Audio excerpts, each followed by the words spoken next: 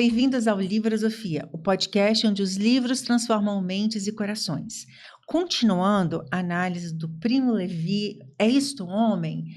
Nós continuamos aqui falando com o psicólogo, o Dr. Alexandre, e agora o tema desse terceiro e último episódio dessa série, né, que envolve o questionamento sobre a dignidade do ser humano, o que é o ser um homem, um ser humano, né, digno. A gente vai falar sobre a medicalização da saúde. Falamos de mortes, falamos de problemas contemporâneos, problemas psicológicos contemporâneos, e agora a gente vai falar sobre um problema que é um desafio da sociedade contemporânea, que é, né, a medicalização excessiva da saúde. Né? Existem filmes sobre isso. Você gosta muito de falar de filmes nas redes sociais, tem O Amor e Outras Drogas, né? Tem muitos filmes que abordam essa questão, tem Take Your Pill, que é um documentário interessante no Netflix, também sobre essa questão da medicalização excessiva. E eu quero contar um caso, antes de fazer a primeira pergunta sobre esse tema, eu fui uma consulta com endocrinologista esses dias, a endocrinologista, e aí eu falando com ela sobre essa questão da perimenopausa, né, que a gente chama de climatério e tal, e aí ela perguntando como é que estava o meu psicológico, se ela quisesse, ela prescreveria, né, um controladozinho para mim, porque ela, assim, vamos colocar que 98% das pacientes dela estavam tomando. Aí eu perguntei, nossa, mas tudo isso, doutora? Ela falou, minha filha, hoje em dia, com essa vida atual, não tem ninguém purinho mais. Achei engraçada a expressão que ela falou. Não tem ninguém purinho mais, né? Ninguém natural. Então, aí ela falou, inclusive eu, não tem como passar por essa existência desse jeito. Então, você entende, assim, a própria médica falando né, sobre isso. Então, é um problema. A gente está todo mundo, de certa forma, dopado, né? Está todo mundo, de certa forma. E em Auschwitz, ele conta que ele sobreviveu porque ele foi útil como químico. Isso. Né? E aí a ciência aparece como o fio da vida para ele. Isso, só que em alguns momentos a ciência pode ser o fio da morte. Né? Nós falamos no episódio anterior sobre vida e morte.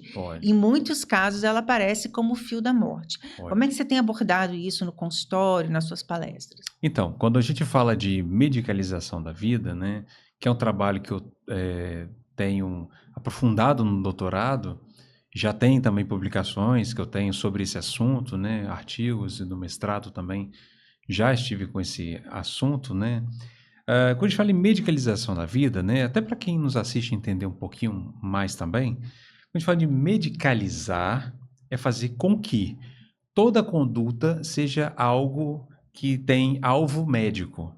Então, qualquer conduta sua, uma conduta sua que pode parecer adoecida ou fora da curva, fora do normal, um comportamento que parece estranho, um comportamento que não se adapta às normas sociais, pode ser colocado ali dentro desse escopo médico. Em que sentido? Por exemplo, você tem uma criança que vai no supermercado e ela começa ali a gritar para a mãe porque ela queria um biscoito e a mãe fala que não.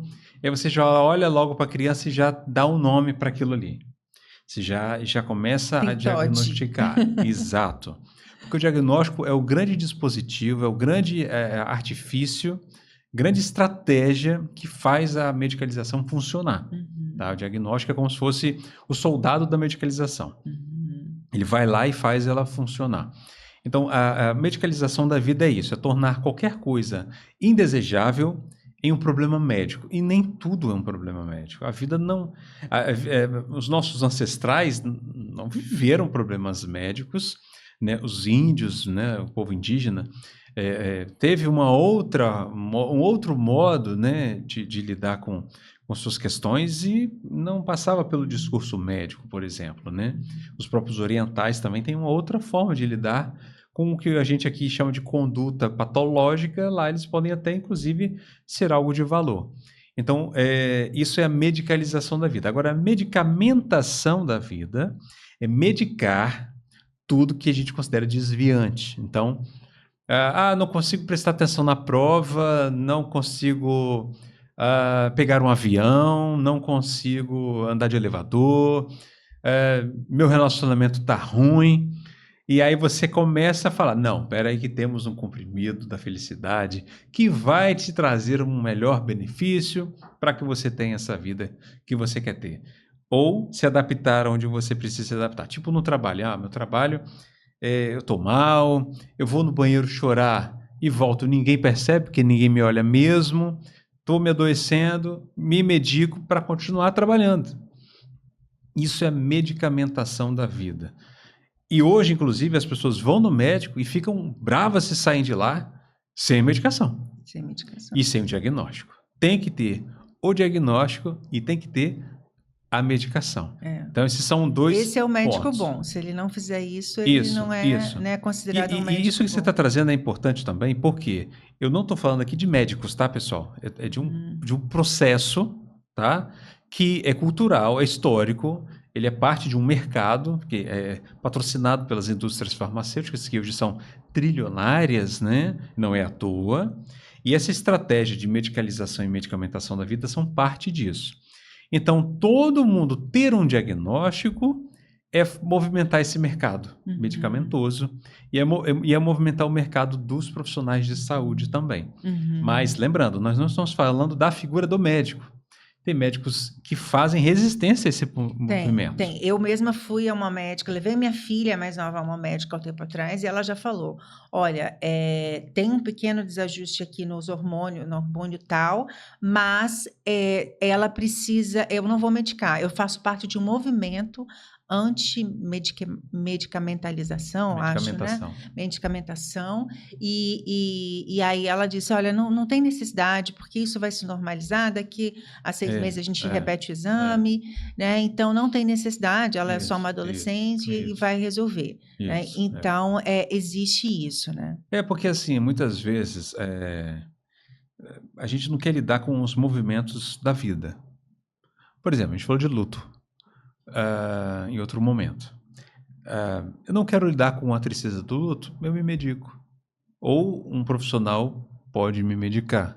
Irresponsável não sei, pode me medicar. Eu tenho experiência de o meu filho não está tirando notas boas. Aliás, isso é uma coisa muito comum na clínica, tá? A gente recebe muita demanda dos pais. Quando eu vou perguntar sobre os filhos, os pais não conhecem tantos filhos, os amigos dos filhos, porque sempre querem saber o que os filhos vão ser quando crescer. Que a pergunta para mim é pavorosa, porque você não pode perguntar isso para a criança. Você tem que perguntar qual que é a cor favorita, a música que ela mais gosta, qual que é o amigo que ela mais gosta de brincar, qual que é a brincadeira que ela mais gosta de brincar, qual que foi a coisa que ela criou por último, qual que foi o desenho que ela desenhou. Mas a gente tende a adultizar a criança, que hoje é um problema, inclusive. E aí você vai vendo os pais interessados, não são todos, óbvio, né? Alguns. Muito mais no filho ter resultados acadêmicos do que ser saudável. Então, às vezes o problema da criança ou do adolescente é a sexualidade. Ele quer lidar com algum ponto da sexualidade dele. Os pais não querem, às vezes, entrar em contato com isso e querem notas boas. E aí, às vezes, a medicação entra como uma estratégia de poder para que essa criança preste atenção na aula. Vou dar um exemplo que apareceu para mim. Eu gosto de dar sempre esse exemplo, porque ele é muito marcante para mim e ele é emblemático disso. É uma criança, um pré-adolescente que eu atendia e ele... A queixa era essa, ele estava em baixo desempenho escolar. Então, a escola indica o psicólogo, né? A escola sempre me indica, e a família me procura para esse tratamento de baixo desempenho escolar. Ele vai no médico, né? Eu não posso falar aqui o nome da medicação, eu não sei até que ponto eu posso falar ou não, até pela condição que estamos, mas ele toma é prescrita para ele uma certa medicação, e essa medicação, todos os meus pacientes eu percebo a mesma coisa, tá? Qualquer coisa, depois entre em contato comigo no privado que a gente conversa. Que aí, o que acontece? É prescrita uma medicação para que essa criança ou adolescente preste atenção na aula, melhore o desempenho, tenha mais sociabilidade, mas que majoritariamente melhore o desempenho escolar. Dito e feito, ele toma a medicação, ele melhora o desempenho escolar. Ele começa a ter notas altas, produtividade, um aluno nota 10, vamos dizer assim. E aí eu começo eu entro em cena, começo a atender esse pré-adolescente. E aí eu começo a perceber que foi em conjunto, eu e o médico, né? Eu começo a perceber que ao longo do tempo, ele com melhoras das notas, ele começou a entristecer muito. Muita tristeza, muita tristeza. E eu começo a perceber, opa, será que nós estamos vendo o que aqui? Que quadro é esse que está se configurando, né? Será que é uma depressão que pode estar começando a assumir uma distimia, que é uma depressão breve, leve, branda, mas muito permanente? O que está acontecendo? Enfim, a gente começa a pensar em diagnósticos, só que aí eu me lembro da medicação. E aí eu faço a pergunta pro pré-adolescente, eu digo assim para ele, a medicação está te ajudando? Ele fala assim, tá, estou tirando notas boas. E aí eu faço outra pergunta para ele, eu falo assim, e como é que você melhorou as notas? Você parou de conversar, você está prestando atenção mais na aula? É sua concentração que melhorou? É o quê? Está tendo mais tempo de estudo, mais tempo de concentração? Ele falou, não, só mudou uma coisa. Essa medicação me entristece. Como eu fico triste, eu não quero conversar com meus colegas. Aí eu presto atenção na aula. Nossa. E quando ele me relata isso, imediatamente eu aciono os pais. Primeiro eu converso com ele, porque eu tenho sigilo com os meus pacientes. Eu falo, olha, o que você acha da gente conversar isso com seus pais? Porque você não pode ser você começou aqui, você não era triste desse jeito. Ele falou, mas eu não me reconheço, eu não sou triste. Eu tô triste. E ele para de brincar na piscina para estudar, porque ele não tem vontade de brincar. Não é que ele melhorou a concentração, ele melhorou o desempenho escolar, né? A medicação tirou a vontade dele de viver. Então, com isso, a gente faz uma intervenção, os pais tiram a medicação e depois eu começo a atender outros casos e se repete com a mesma medicação. Então, eu estou atendendo, por exemplo, casos de... vou dar um outro exemplo, outro pessoa que eu atendo que ela tem um diagnóstico de autismo, né?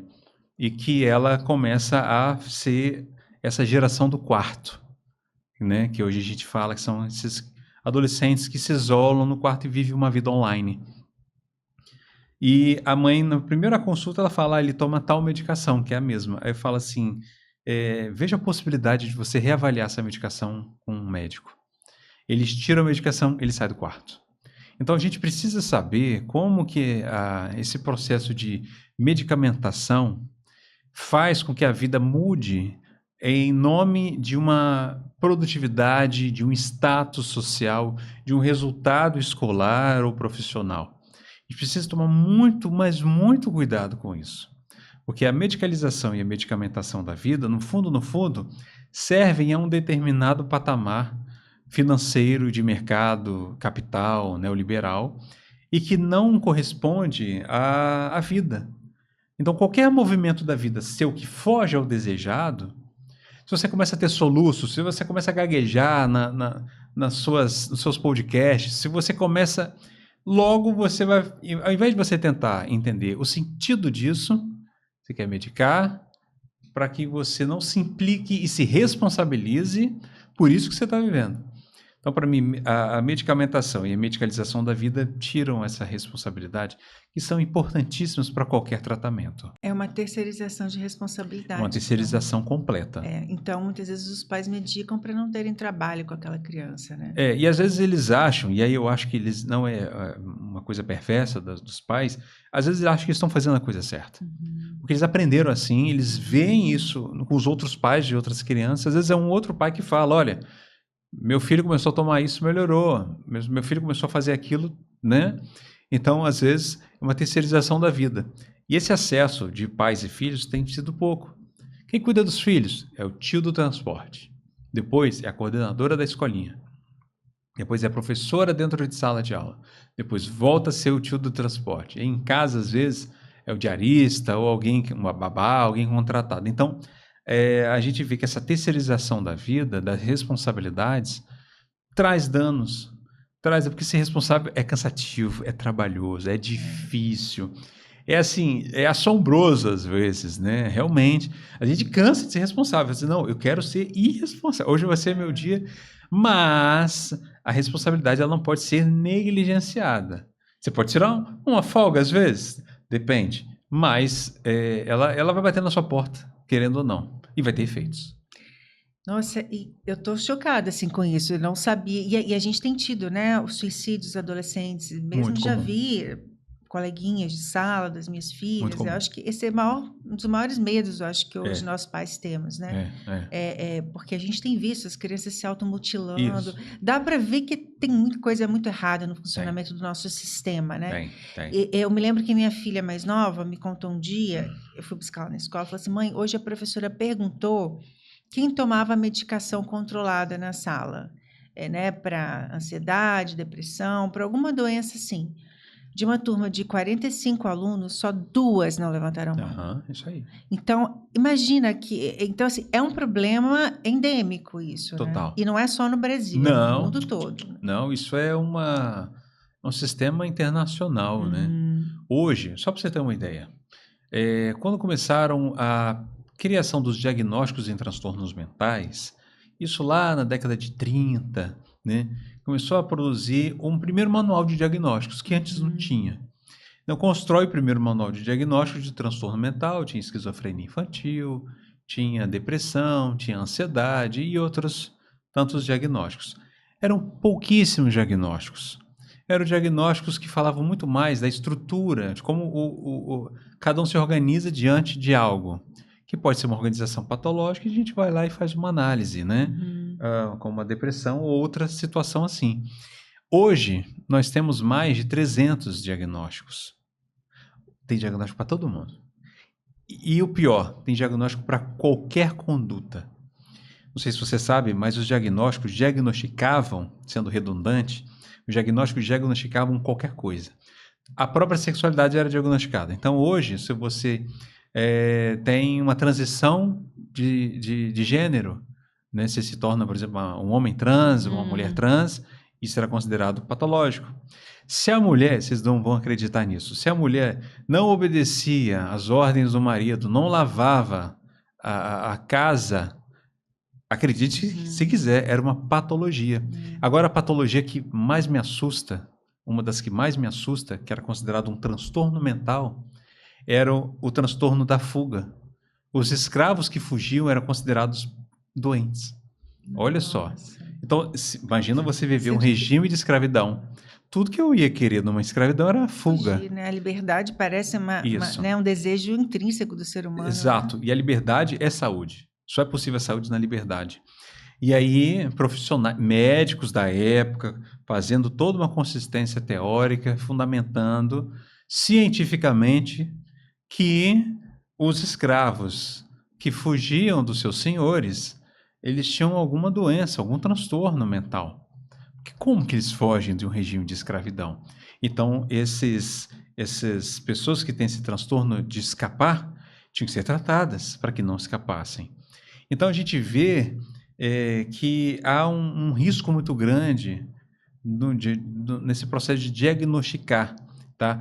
É claro que eu não estou dizendo que o diagnóstico é algo ruim, porque, por exemplo, você tem uma condição, recebe o diagnóstico, às vezes o diagnóstico facilita o tratamento. A questão não é essa. E até a sua autopercepção, assim, Isso, né. isso, Mas depende, assim, eu mesmo já tive situações familiares, assim, de a psicóloga me orientou: "Conversa isso, com a adolescente, pra ver se ele quer isso. ou não fazer um teste". Perfeito. Porque aí eu não estou falando nem de diagnóstico de doença, eu estou falando de, por exemplo, transtorno de personalidade também, Aham, que as pessoas confundem. Aliás, eu sim. gostaria até que você explicasse a diferença de doença psiquiátrica para transtorno de personalidade. Aham. Porque às vezes a pessoa tem um transtorno de personalidade e é medicada também, quando na maioria das vezes, se É. não é ele não é acompanhado de uma doença, não é caso de medicação, É, né. o transtorno de personalidade entra também dentro do mesmo manual que qualquer outro transtorno.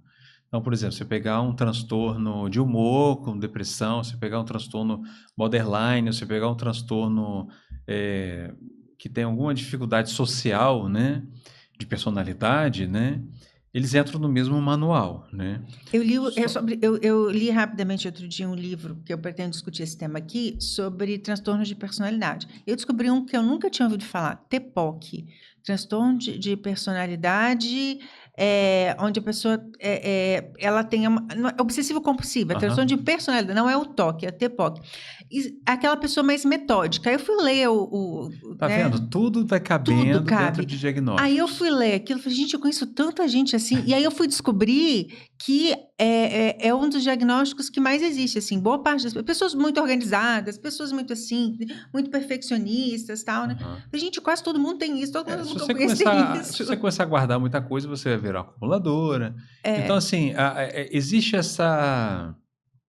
esse processo de produzir. E acho que vai ampliar o número de diagnósticos para o próximo manual, tá? Pode esperar. Gente, ó, dependendo do modo como pega na caneca, vai virar um transtorno. Porque, assim, eu estou exagerando só para o pessoal entender. entender. Porque tudo hoje. E aí, não acho que isso fala dos profissionais de saúde, simplesmente, É um sabe? sistema muito maior do que A gente está falando isso. de outra coisa, não está falando das Eu vejo que, pessoas. às vezes, os médicos e os demais profissionais de saúde também são vítimas desse sistema, Sim, muitas sim. vezes, né? Sabe por quê? Porque às vezes eles são obrigados. Você é médico e aí você recebe o seu paciente. Para você ter alguma condição de você ter lucro e viver, muitas vezes você vai ter que dar a medicação daquela indústria farmacêutica que bateu na sua porta do seu consultório um pouquinho antes dessa consulta, te deu um monte de amostras grátis. E aí você vai ter um retorno financeiro em cima de cada receita que você der lá na farmácia, que vai voltar para o seu bolso esse dinheiro. O farmacêutico também ganha, a indústria farmacêutica também ganha. É isso. Eu estou querendo dizer que é um sistema que faz com Que é que um sistema de exija... propinas, tá, gente? Fiquei bem claro. Eu fui, É, né, professora de compliance, ainda sou em curso de pós. É um sistema que é ilícito. Hoje, inclusive, os grandes hospitais que têm programas de integridade sobre isso proíbem esse tipo de prática. isso aí. Então, aquelas viagens para Nova York que os Isso aí. laboratórios pagavam, não pode Isso. mais. Isso é errado, tá? Porque, obviamente, vai afetar a imparcialidade do médico na escolha, né? Total. Então, esse é um assunto que ele é um pouco perigoso a gente discutir, por quê? Nós estamos num momento em que a questão da polaridade dos extremos também afeta a medicina, afeta a ciência de modo geral.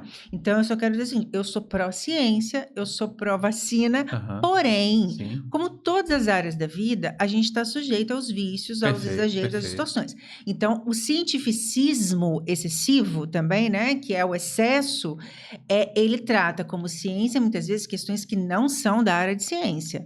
Então, eu acho que é disso que a gente está falando. Isso. É tratar como patologia aquilo que é da natureza humana. Eu acho que, para deixar a coisa bem elucidada, a gente tem que entender que o que a gente está trazendo não é nada da área da saúde, profissionais, pessoas, psicólogos, enfermeiros, médicos, assistentes sociais, que também são da área da saúde. Não é isso, né? Farmacêuticos, não é isso. A questão aqui é como que a questão médica e científica ela é apropriada por um discurso e práticas neoliberais e produz o adoecimento, porque o adoecimento é lucrativo. Ele financia uma série de sistemas e então a questão é essa. A questão não é a gente tomar ali uma medicação, ou o chá da vovó, procurar o psicólogo, procurar o médico, fazer tratamento, ter um diagnóstico para você ter direção do seu tratamento. Não é isso. Por exemplo, o problema é você pegar o diagnóstico e se encerrar nele. Ele ser o fim, não o meio. O diagnóstico, ele ser um lugar de lucro. O diagnóstico ser uma condenação. Nenhum diagnóstico é uma condenação. É essa a questão que eu estou querendo trazer aqui. Por isso que a gente resiste a isso, né? O diagnóstico ele pode ser, muitas vezes, até uma estratégia de enfrentamento ao sistema. Porque hoje muitos diagnósticos se tornaram, isso é bom e ruim ao mesmo tempo, por isso que esse assunto é um assunto muito complicado. O diagnóstico hoje se tornou aquilo que te oferece direitos, mas por que eu preciso de diagnóstico para ter direitos? Percebe? É fio da navalha, como diz uma professora minha, né? Então, assim, a gente, e é um assunto que ela, sempre que eu trago esse assunto, eu sou uma das pessoas que discute esse assunto, né? Ela sempre me dá boa sorte. Boa sorte, vai... Você está enfrentando gigantes, né? Gigantes. Isso. Então, assim, a questão é como que nós fazemos isso de um modo saudável. É possível, não é negar a medicação, não é, a psicologia, eu sou psicólogo, não é negar a ciência. Não é a gente dizer que o diagnóstico é algo que não existe ou ele é ruim, né? Não. O diagnóstico pode organizar, a medicação pode acalmar ou pode contribuir para um tratamento. Um médico pode ser essencial para a sobrevivência. O psicólogo também, justamente para situações, por exemplo, em que você tem alguma situação que pode ter o risco de morte. A questão não é essa, né? Então a gente precisa deixar isso bem definido. Então é mais a gente entender que o amargo da vida, o ruim da vida, é parte dela. É parte. Não, É não, não, necessário. não, Mais do que não. parte, ele é necessário. A na nossa dor, as existência. pessoas falam assim para mim, Alexandre, eu não queria ter essa ansiedade. Então vem comigo, presta atenção. A dor, ela é essencial. Então, por exemplo, estou andando, eu sempre dou esse exemplo para explicar. Eu estou andando, piso no prego. A dor vai me alertar para que a ferida não aumente. E as feridas psicológicas aumentam se eu não olho para a dor. Então, a ansiedade é igual à dor. Eu preciso olhar para ela, conversar com ela. Às vezes a gente até fica amigo da ansiedade. É curioso que quando eu pergunto sobre meus pacientes crianças, eu atendo muitas crianças também, eu pergunto para eles assim, ansiedade, como é que é para você? Aí ele fala assim, nada demais. Eu falo assim, mas a ansiedade é uma coisa boa ou ruim? Aí a criança fala assim para mim, boa. Aí eu falo assim, quase todos me respondem isso, sempre me surpreendem. Aí eu falo assim, boa por quê? Aí eu falo assim, por exemplo, eu estava querendo ir na banca comprar uma figurinha. Só que eu não podia ir sozinho, tinha que ir com meu pai. Então eu fiquei ansioso. Mas é uma coisa boa, porque eu estava querendo ir na banca comprar minha figurinha. Né? Então, Na a véspera do ansiedade... passeio da escola, não consegue nem dormir. Isso aí. Né? Mas Eu para eles lembro é das bom, minhas. não é ruim. Não é ruim. Então, é isso assim, a gente tem que tomar cuidado de não Aprender querer... com as crianças, né? Não, sempre. Ser Pequeno Príncipe aí para nos lembrar isso, né? Quando eu faço essa pergunta para a criança, é olhando para o chapéu do Pequeno Príncipe, que não é um chapéu. Então, é saber que eu não sei. E as coisas não são como eu espero que sejam. A ansiedade está aí, a gente é acostumado a aprender que a ansiedade é uma coisa ruim. Tem que eliminar, tem que medicar, tem que tratar. Mas por que eu não converso com ela? Por que eu não dialogo com ela e não entendo? Você voltou. Por que você voltou dessa vez, hein? O que está acontecendo comigo? E aí você tem até um aprendizado sobre isso. A ansiedade como professora? É possível, por que não? Então, a gente conseguir fazer esses movimentos é enfrentar a medicalização e a medicamentação da vida. Então, acessar a ansiedade, as dores, as tristezas, a falta de vontade de se levantar da cama. Né? A gente vive um mundo em que há uma vontade de não se levantar da cama e às vezes você não querer se levantar da cama e ir para o trabalho, que às vezes você vai pegar 2 ônibus e um trabalho que às vezes não tem todas as garantias de direito, você não querer levantar da cama, você não é uma pessoa doente. Não querer levantar da cama é o que tem de saúde em você. É o que o seu corpo está te mostrando que Exatamente, você precisa. É uma resistência. Então, acho que é isso. A gente entender que a vida, ela é oscilações, ela é imprevisíveis, que às vezes acontecem coisas que a gente não espera, acontece, nós somos tomados por isso, nos desarranja todo, mas a angústia, a tristeza, o sofrimento, a ansiedade, são parte disso tudo. É impossível uma vida que seja feliz. Existem momentos em que você esteja feliz. Então, eu acredito que é importante que a gente entenda isso, tá? Para que a gente não queira anestesiar a vida. E não é à toa, mais uma observação, que atualmente tem muitos jogos e filmes de zumbi, tá? Para mim são, claro, um super sintoma evidente de como hoje nós estamos vivendo. Aí você come um cérebro, que é justamente fazer o outro não pensar, né, para ter uma dominação zumbi. Então, é uma metáfora que eu trago para a gente tentar ilustrar um pouco esse processo. Nossa, excelente. E por falar em zumbi, a gente está falando de drogas, porque né, os medicamentos, de certa forma, são drogas. E uma das coisas que funciona nesse sistema são os efeitos colaterais, que já poderiam até nem existir, talvez, se a ciência fosse imparcial.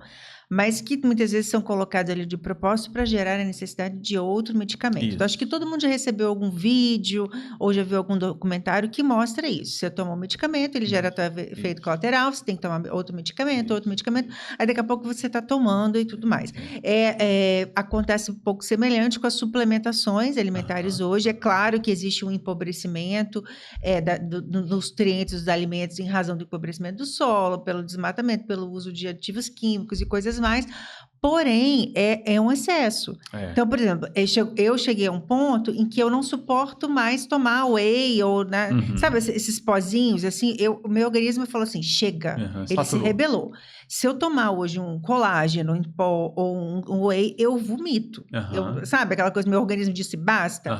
Então, eu tô começando a ouvir mais meu corpo, né? A gente precisa também começar a se ouvir mais e perceber o seguinte, a gente tem que ter uma certa rebeldia para lidar com essas coisas, né? Tem um lado nosso, pode ser transtorno né, opositor, o que for, mas essa rebeldia de ser contra esse sistema, de se colocar, não, eu não, tá todo mundo fazendo, mas eu não vou fazer isso. Eu acho essa coisa de acreditar que uma insubordinação ou você não ser subalterno, colocar isso como um transtorno, para mim é silenciar, às vezes, vidas que estão sendo oprimidas, né? Ou excessos que estão sendo colocados, né? Seja um exemplo que você traz, né? De um uso, porque para mim o uso de uma certa suplementação pode ser muito bacana em determinadas pessoas e determinadas condições, mas ainda assim é um imperativo do mercado que faz, use, tome, se torne, fique desse jeito, olha a sua barriga, olha o seu rosto, olha a sua pele, olha o seu cabelo. E aí ele vai oferecendo, junto com o problema, a solução. Então, você dizer que não a esse imperativo é você não se subordinar a ele. Isso não é transtorno. Então, a gente tem que tomar muito cuidado com isso. Às vezes, uma criança que responde a um adulto, né? É claro que existem casos e casos. Esse adulto, se ela permite que ela responda, aqui eu não estou dizendo a criança que está necessariamente ofendendo, não necessariamente, mas confrontando. Que é adulto que não suporta o confronto. Já alguns pais, inclusive, principalmente de outras décadas, já faziam um tapa no rosto. Com qualquer confronto, inclusive respeitoso. Né? A gente pode ver até o filme do Ney Matogrosso. Então, você vai ver assim que o confronto infantil para os adultos, quando isso acontece, se esses adultos entenderem que isso é educativo, eles vão até incentivar. Só que o adulto não quer perder o controle como se ele tivesse. E o poder das coisas, né? Não estou falando aqui dos pais serem coniventes com desrespeitos, permissivos, passar a mão na cabeça. Não é, porque quem nos ouve às vezes nem entende isso, já, principalmente quem agride, vai pensar assim. Né? Quem é o agressor já logo, o que eles estão dizendo aí? Mas a questão não é essa, de aceitar tudo, não, amor não é aceitar tudo, educar não é aceitar tudo. Mas permitir, sim, que a criança traga um ponto que te faça pensar e refletir com ela realmente por que a gente não pensa isso. Quando eu atendo adultos ou crianças, isso é uma pauta às vezes. Isso é uma pauta. Às vezes os pais me procuram e falam, olha, ele está querendo ir para uma festa, não acho adequada, acho que ali não é lugar para ele, acho que ele vai se expor a drogas ou comportamentos que eu não concordo. Aí eu vou para a criança, e aí? Como é que é isso para o adolescente, no caso? Aí fala, mãe, não é como você pensa, não é assim. O que você acha de ir lá comigo para você conhecer o ambiente? Aí começa o diálogo, percebe? Então, só que antes ele estava confrontando, não é assim, não é, mas aí depois começa a produzir um outro diálogo, e aí para simplesmente essa oposição, como se isso fosse um transtorno na criança ou na pessoa que faz a oposição, né? Que desafia, né? Quem quer ser desafiado, né? Então, assim, principalmente se você fala de um lugar de poder. Então, eu acho que a gente tem que tomar muito cuidado com esses diagnósticos. Eles estão aí, podem ajudar, mas às vezes eles tiram a responsabilidade de professores. Por exemplo, vamos supor em um sistema de ensino precário em que tem um sucateamento da escola. O professor dá uma aula péssima. Mas não é porque o professor é péssimo, mas ele dá uma aula péssima. O aluno não aprende. Se o aluno não aprende e tem qualquer dificuldade de prestar atenção, se a gente dá um diagnóstico para ele, opa, não é a falta de investimentos municipais na escola, é ele que tem o transtorno, né? Então a gente tem feito muito isso, infelizmente. Então, ou os pais às vezes também, né? Eles acabam muitas vezes não entrando ali como participando da vida do filho, como se fosse, opa, esse transtorno aqui não tem nada a ver comigo, não é da minha genética, porque eu não tive meu filho que desenvolveu. Então a gente Isso é toma uma coisa muito da geração cuidado. atual, né? Que é um Tem que tomar discurso também que muito nós cuidado. pais usamos muito, né? Isso é uma coisa da geração. É. De fato, existem, né? Outro dia eu estava vendo uma entrevista de eu não me recordo que tipo de cientista ele era, mas ele dizia que, de fato, houve um aumento dos casos de autismo e que já estão identificando a relação do aumento do número de cesáreas com o autismo. Já existe uma pesquisa já bem avançada nesse sentido, e que porque com a cesárea a criança não tem acesso à microbiota vaginal da mãe, e aí ela nasce, ela desenvolve problemas, né, intestinais por falta de acesso a essas bactérias boas. E isso está sendo estudado como uma das possíveis causas do aumento dos casos de autismo. Mas, como também acontece em partos normais, já se identificou também que, por conta do modo de vida, do estresse, de uma série de questões, mesmo em parto normal, a microbiota da mulher está alterada. Então, a recomendação que ele deu é que, antes de pensar em engravidar, a gente busque prever como é que está o estado da nossa microbiota, porque isso pode ser determinante para ter um filho com autismo ou não ter. Então, esse tipo de questão é importante, a gente identificar a causa. Quando a gente vai só no tratamento da consequência, muitas vezes deixa-se identificar a causa do problema, né? Então, de fato, existe um número, existe mais diagnóstico, existe o aumento da quantidade existe, mas também existe uma hiperdiagnosticação, não existe? Isso. A questão é quando o diagnóstico, esse é um outro ponto de discussão também que eu trago nos meus estudos, como que o diagnóstico ele faz uma coisa que eu particularmente acho que ela é bem cruel, que é a individualização do problema. Então você recebe o diagnóstico do autismo, do TOD, do TDAH. O problema é do pai e da mãe, né? Isso. Culpabiliza a família ou o diagnosticado. Uma empresa, às vezes, que tem um funcionário que recebe um diagnóstico e fala, não, então não é a empresa, é ele. Então a gente tem que tomar muito cuidado com isso, porque afasta a pessoa da questão social. Então, para mim, o diagnóstico tem que ter uma face social, coletiva, que a gente participa dele, entendeu? Em que sentido participa dele? Por exemplo, pegar um exemplo que não é de transtorno mental. Uma pessoa cadeirante, ela precisa viver a vida dela como qualquer outra. Mas, às vezes, vai ter o capacitismo. Há lugares que não dá para ter acesso sozinho. Não tem acessibilidade. Tem cadeirantes que, inclusive na própria cadeira, não tem aquele apoio da mão para alguém empurrar, porque quer ter autonomia. Não preciso de ninguém me empurrando. Mas não consegue ter. Então, a questão não é o diagnóstico que essa pessoa recebe e se torna cadeirante. É como que nós, enquanto comunidade, produzimos nessa pessoa um adoecimento, uma segregação.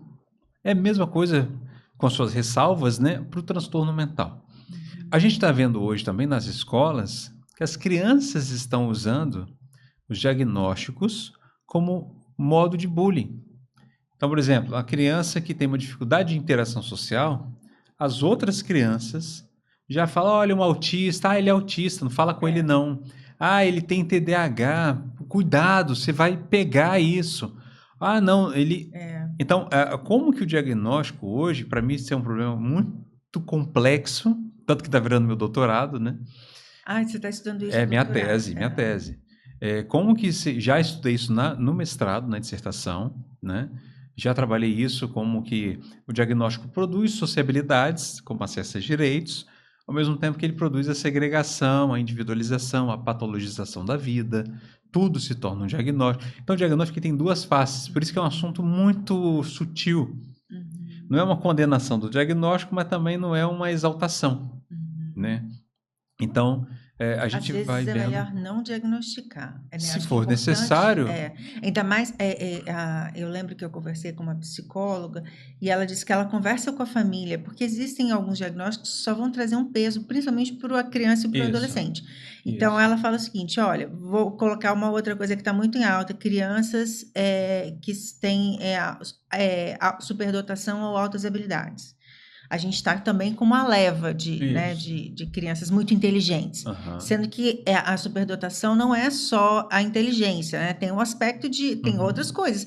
Vem acompanhada até de doenças de pele, alergias alimentares, quase como uma síndrome.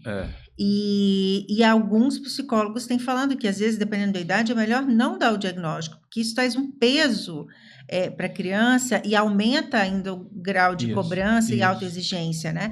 Então, eu já vi relatos de superdotados jovens, por exemplo, que dizem que foi muito ruim eles terem recebido o diagnóstico na infância, porque ele passou a se cobrar muito mais. Tem até uma menina que tem um canal no YouTube que ela chama Eu Sou Uma Superdotada Fracassada. Olha isso. Isso, sim. Porque ela recebeu o diagnóstico muito cedo e aí ela não conseguiu atingir as expectativas que colocaram sobre elas, né? Eu falei até no começo da nossa conversa, em outro momento, sobre o fracasso, é porque o fracasso é sempre uma relação com o ideal. Eu me fracassei, mas em qual ideal? Então, superdotação, eu tenho o ideal. Opa, a pessoa vai ser super. E aí fracassa, opa, mas como assim? Então tem uma resistência dela aí, eu acho que isso pode ser, inclusive, muito saudável, de uma produção de autonomia. Então, realmente, a gente vê esses diagnósticos que podem ser feitos vários usos. Por exemplo, eu posso ter um uso ruim do diagnóstico como uma condenação, você leva ele no bolso, vamos dizer assim, para onde você vai, você se torna essa pessoa. Por exemplo, muitas vezes você vai se identificar, se apresentar em um ambiente, ou os pais vão apresentar os filhos, e fala, olha, esse aqui é meu filho, ele tem TDAH, não fala qual é a cor favorita, a música, isso, aquilo, outro. Sem culpar os pais, mas eles entram no discurso deles todos, porque eles estão imersos nisso. Inclusive, a gente vou confessar, assim, entre pais, a gente também, quem não era área de saúde, eu falo até assumindo um pouco essa carapuça. Sim, claro. A gente começa a diagnosticar, Isso assim, aí. né? O filho do outro vai falando, minha filha também tem. É quase que uma comparação, assim, né? Você tem isso. Minha filha também. Então, a minha também é. O meu também. Gente, olha... Procurando dar nome. Procurando dar nome, Isso. Papo de pai e mãe hoje em dia, em grupo de WhatsApp da escola, tá terrível, tá terrível. É isso mesmo. E agora a gente vai para ChatGPT, a gente vai usando esses outros lugares até para se autodiagnosticar também, né? O que é a psicanálise, né? O que a psicanálise contribui para isso, né? Por exemplo, né? Ela trabalha com outro modelo. O diagnóstico não é algo prévio que você recebe e já estava lá. Por exemplo, transtorno de ansiedade já está lá. Você encaixa ou não. Quando você traz o seu exemplo, eu acho que a psicanálise ensina isso, que nome que eu posso dar para esse meu sofrimento? Que nome que eu posso dar para isso que me aflige? Que nome que eu posso dar para essa tristeza, para essa perda? E esse nome não necessariamente é um nome patológico. Quer ver? Eu vou dar um exemplo do brasileiro. Às vezes você está mal e você pode ser diagnosticado com algum transtorno. Mas às vezes você está mal e você pode falar assim, tô borocochô. Olha que acho genial, que não patologiza.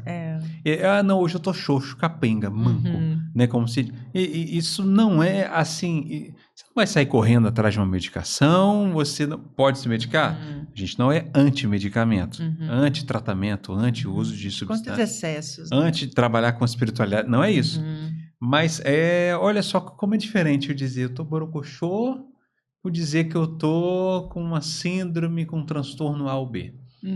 Então, dar nome para isso que te aflige é produzir, é ser criativo. Que nome é esse que eu dou? Então, eu posso dar um nome? Claro que eu posso dar um nome a partir dos transtornos, pode ser um abuso, pode ser...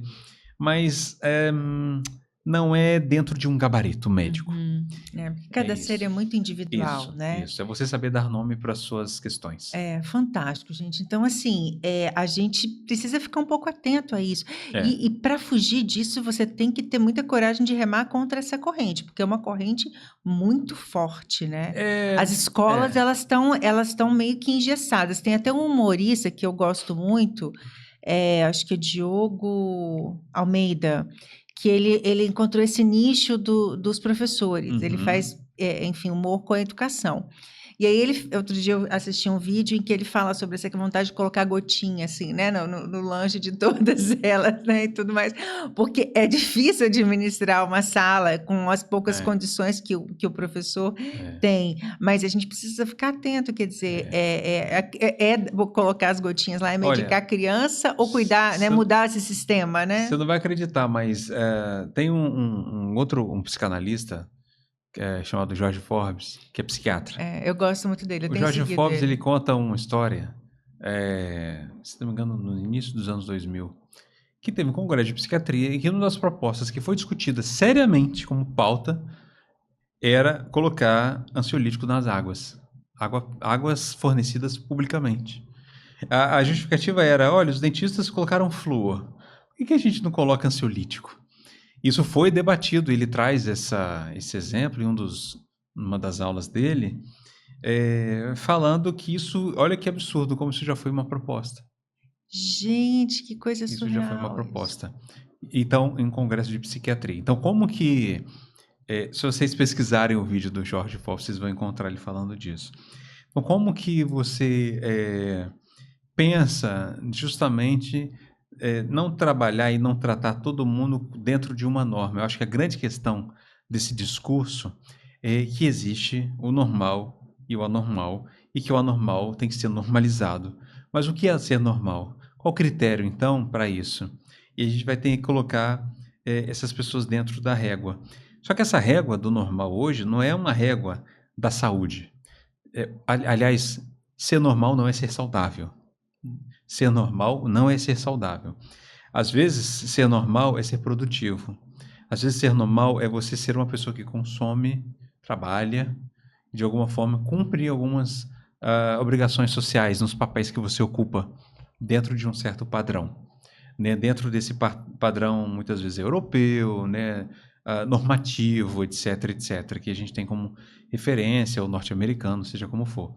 Então, é muito perigoso a gente viver essa sociedade em que busca-se a normalidade, sendo que ela não coincide com a saúde.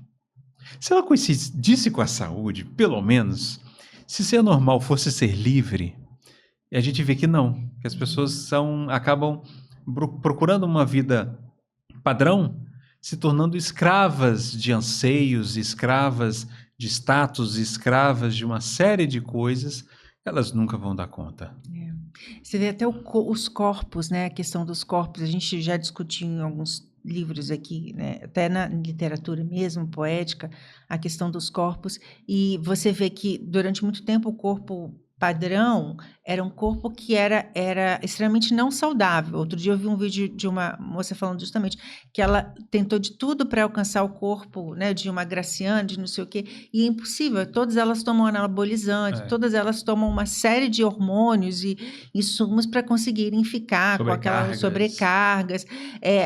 E aí uma delas teve a confessar os efeitos colaterais, problemas gravíssimos de fígado, desenvolveu doenças crônicas, ou seja, um corpo que era colocado como saudável não era nada saudável. Não. Mas essa questão do padrão de magreza é uma outra questão também Sim. É importantíssima.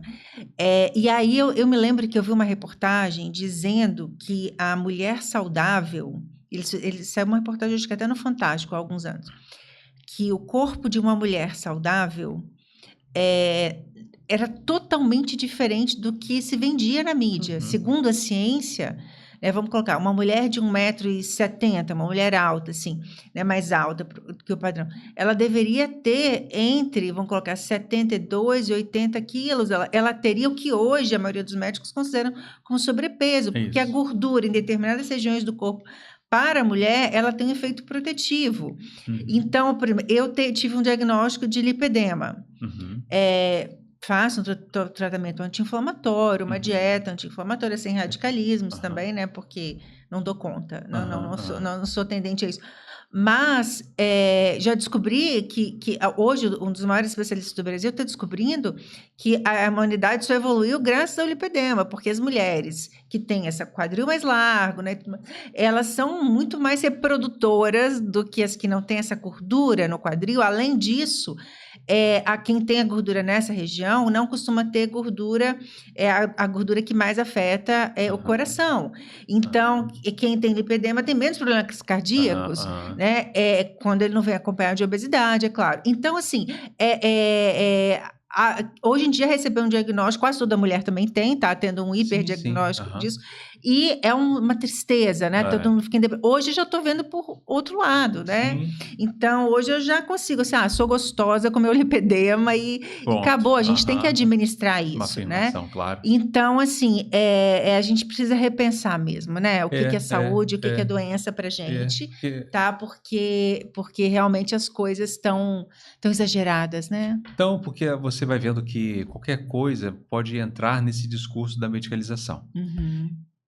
Vindo para cá, inclusive, eu vi uma notícia que aí eu não posso confirmar se isso é uma notícia que eu não consegui, não deu tempo de eu averiguar, que está tendo um projeto de transformação da pressão arterial 12/8 já ser hipertensão.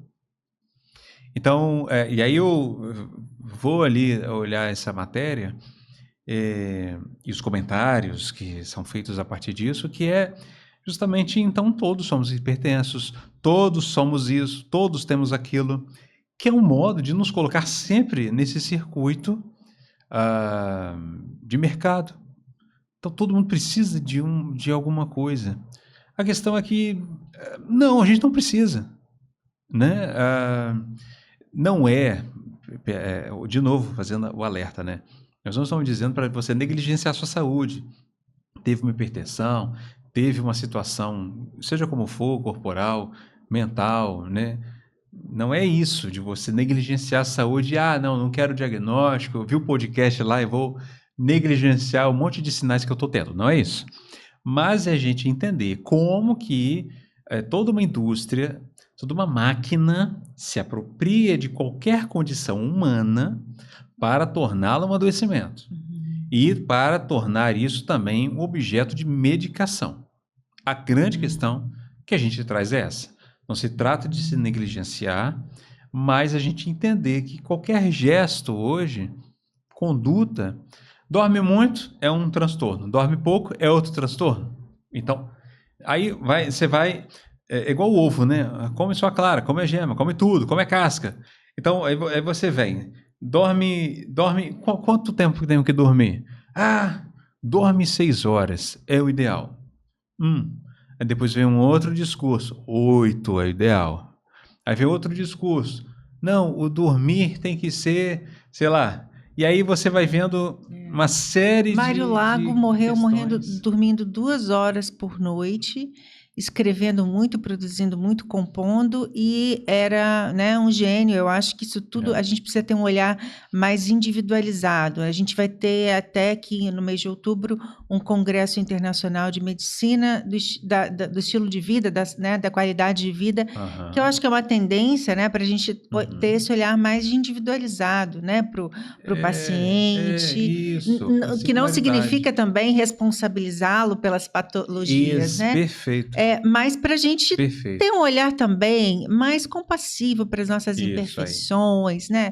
Eu acho assim, eu vou todos os anos a médico, mas já teve época de eu ter médico todo mês, né? De eu ir a todo tipo de médico e parece que eu estou buscando doença.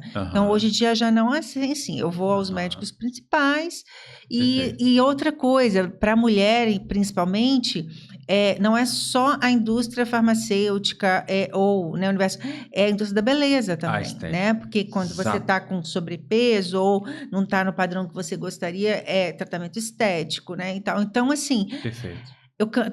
Fiquei bem cansada, gastei muito dinheiro. Acho que toda mulher está Aham, passando por isso, né? aham, Ainda mais quando você começa a entrar nessa fase de envelhecer, aí são essas dermatologistas, os cremes uhum, caros, e, enfim, botox e tudo mais. é.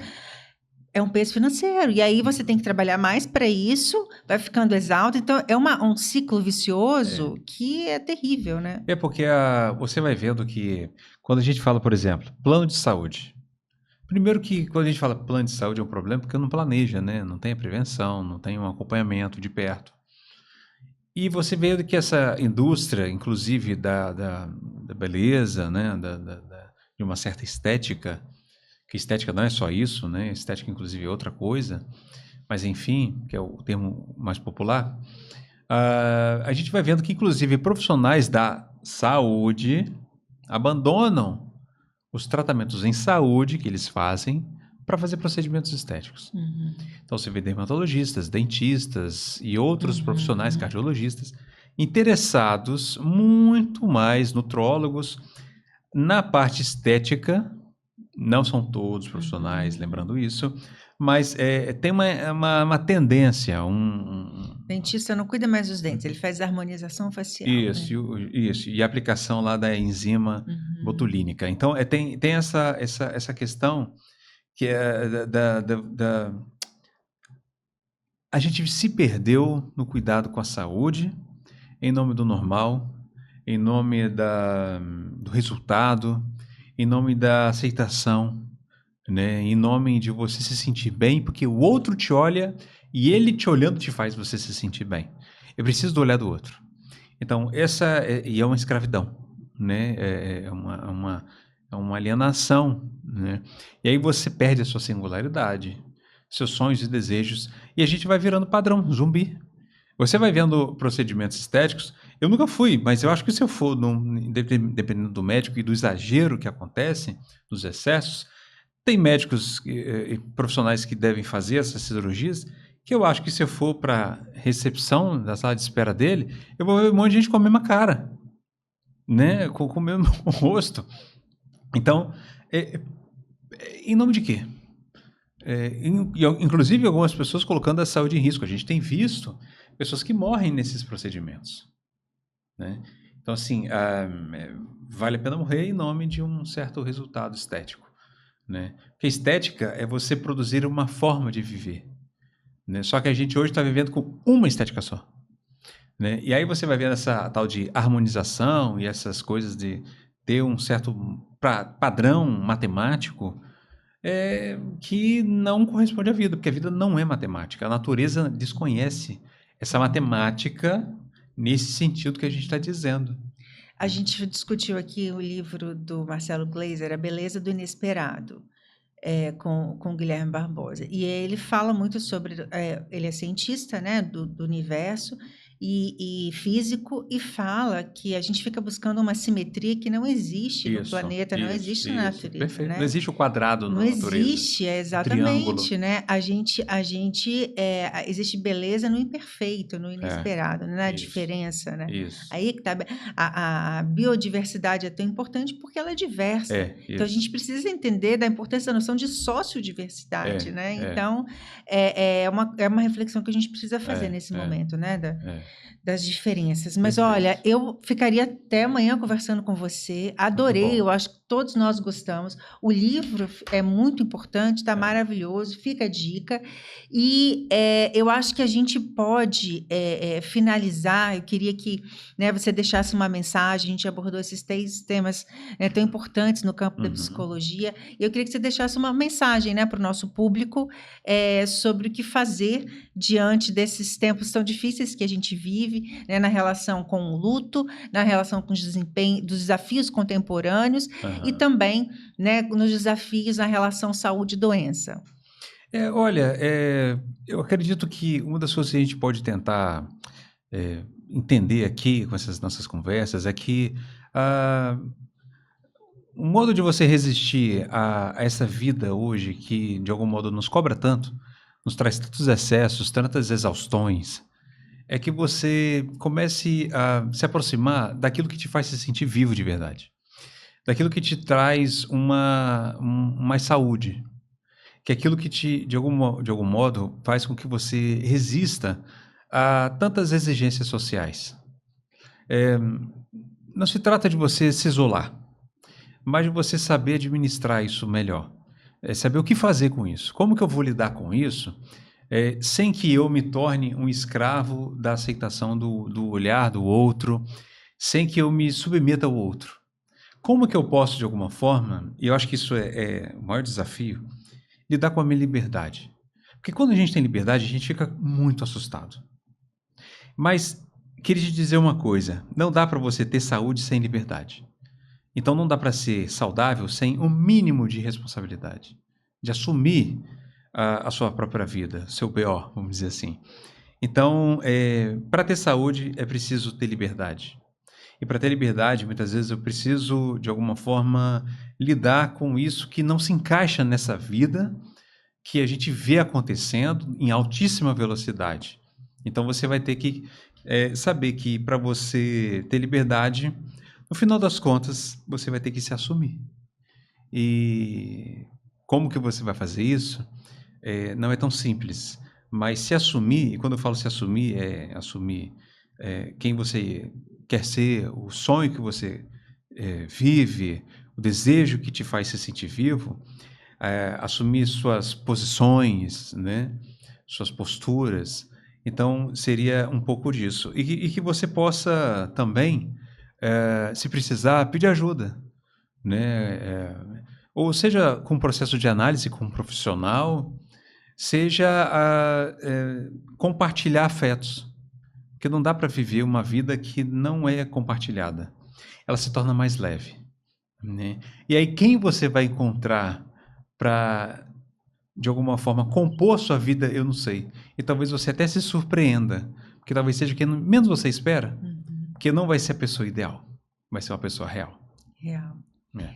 Gente, maravilhoso, né? Todas essas falas me lembraram, né, um pouco aquele livro que eu já citei, O Normose, do Roberto Crema. E ele começa o livro contando uma frase da filha dele, que ele perguntou, assim, quando lia os livros das princesas para ela, perguntou: minha filha, qual a princesa você mais gosta? Ela falou: eu gosto das que desmaiam. Né? Ou seja, eu gosto das que sofrem, das que sentem, né? Das que continuam humanas. As que não se submetem. As que não se submetem, né? Perfeito. Então, isso é lindo. Eu acho que eu extraí um pouco isso de todas as suas falas. Eu acho que o nosso público, né, os nossos ouvintes, né, quem assiste aos nossos vídeos, vai refletir, vai buscar um pouquinho se transformar a partir disso e a partir dessa obra maravilhosa. Gente, esse foi o nosso Livrosofia. Espero que vocês tenham curtido. Compartilhem ao máximo, se inscrevam em nossos canais e até o próximo Livrosofia.